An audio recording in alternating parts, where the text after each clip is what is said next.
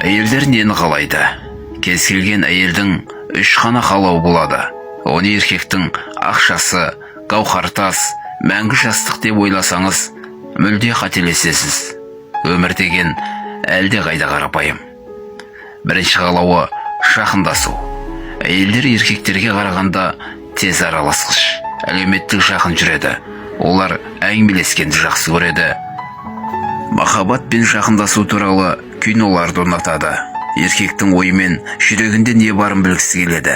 Сол үшін күніне бірнеше рет қоңырау шалып, қайдасың деп сұрайды. Ерін қадағалау үшін қоңыраулатпайды. Тек ол туралы не ойлайтыныңызды есту үшін іздейді.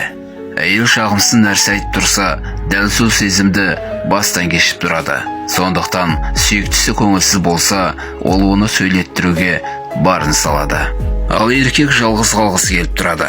Еркек әйелмен жиі сөйлесу керектігін ұғынуы маңызды.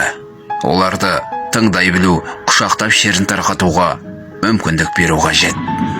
Әйелдің екінші қалауы алғыс. Әйел әрбір ұсақ түйектің назарда болғанын қалайды. Әрбір сіз үшін пісірілген ас, жуылған кір, үтіктелген киім үшін алғыс естігісі келеді. Ері оның сұлулығын бағалағанын, мақтағанын, қандай жағдайда да әр қимылын бағып отырғанын қалайды. Үшінші қалауы қауіпсіздік. Әйел өзін қауіпсіз сезінгісі келеді. Әйел заты өте нәзік, әрі қағылез, сыртынан мықты, бір бетке болып тұрса да, әрбірінің жанында әлсіз болмысты кішкентай бүлдіршін бар. Оған қамқорлық таныту қажет.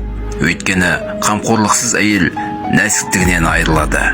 Көліктен түскенде қол беру, есік ашып өткізу, сөмкесін көтеру әйелді бейжай қалдырмас қылықтар.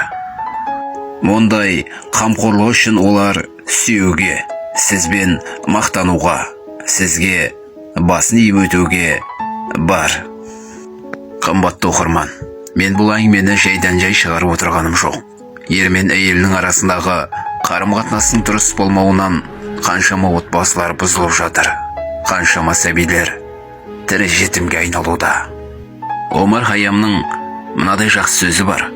Жұлынған гүл сыйлануға тиісті.